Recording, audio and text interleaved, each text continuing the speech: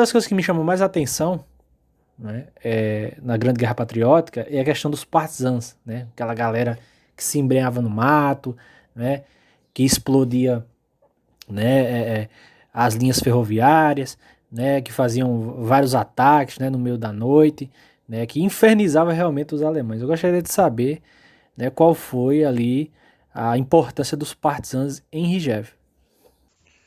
Bom, Gabriel, você tocou num tema muito importante, que é o papel dos partisans. É, os guerrilheiros soviéticos, né, que resistiram durante o período inicial da ocupação nazista durante a Grande Guerra Patriótica, eles cumpriram um papel muito importante durante as batalhas em Rijeka, né? Sobretudo porque, como a gente está falando de uma ocupação de um território vasto da União Soviética, né? É, e recursos que demoravam dias para chegar dentro do território soviético, o controle efetivo dos alemães sobre o território sempre foi um controle muito difícil. Desde os primeiros dias da Grande Guerra Patriótica foram formadas divisões de partisans. E na frente central, principalmente na Bielorrússia, existiam milhares de divisões de partisans, né? E aí eu acho que é interessante a gente também contar um pouco quais eram os tipos de pessoas que participavam desses grupos, né? Desde soldados que ficavam sem divisões, né, e ficavam para trás, porque você tem, por exemplo, durante a invasão, algumas coisas bastante importantes que acontecem.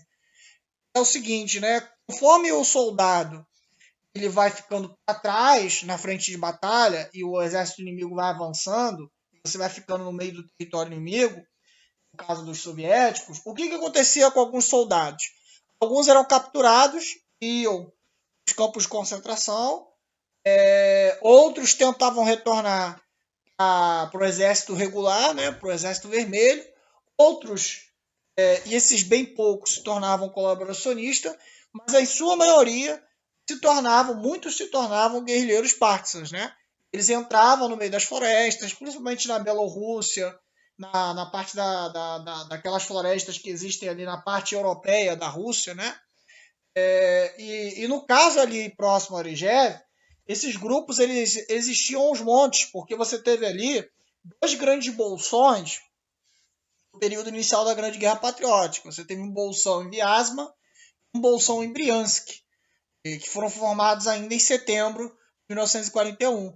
Esses bolsões eles tiveram a captura de tropas, mas uma considerável parte dessas tropas fugiram e ficaram no meio dos vilarejos e no meio das florestas, né? E aí o que aconteceu, né? Eles passaram a adotar, né, táticas de táticas de sabotagem, né? De sabotagem dos comboios alemães, de ataques repentinos a determinadas unidades, uma tática de desgaste, né? Uma tática de guerrilha de desgaste, uma tática que foi muito importante ali na região de Erigev.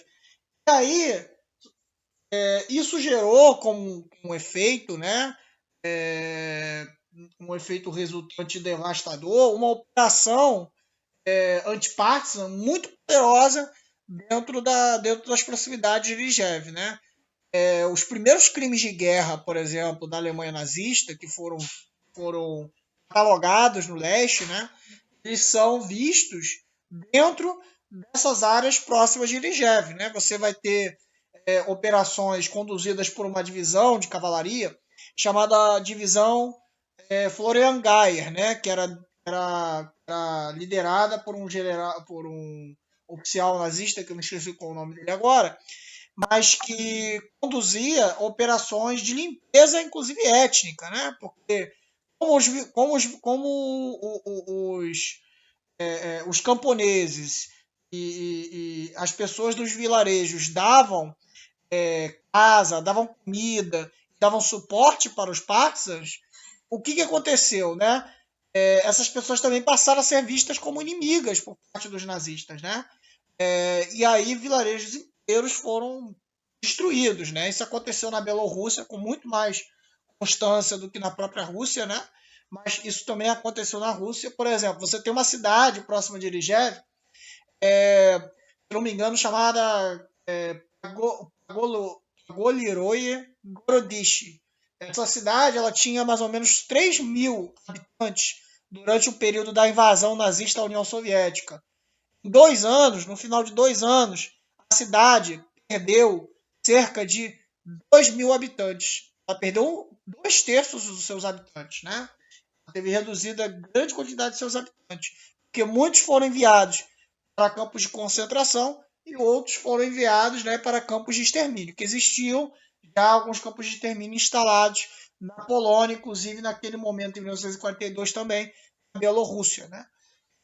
Então, o papel dos partisans foi muito importante. Por exemplo, durante as operações de ofensiva em agosto, principalmente a Operação Marte, de maneira coordenada, os partisans conduziram uma série de ataques a linhas ferroviárias da Alemanha nazista para poder evitar a chegada de recursos, a chegada de combustível, alimentos, até mesmo casacos, por causa justamente dessa distância da frente de batalha que eu estava falando aqui para você agora. Então, a importância da participação dos partisans no campo de batalha em Irijev foi muito grande. Perfeito, professor. Inclusive, quem quiser saber um pouquinho mais dos partisans, né, como foi essa questão da limpeza étnica na União Soviética, assista um filme Vá e Veja, né? Vá e Veja, que foi indicado aí pelo nosso camarada Ricardo Quiroga, né, lá do 9 de maio, né?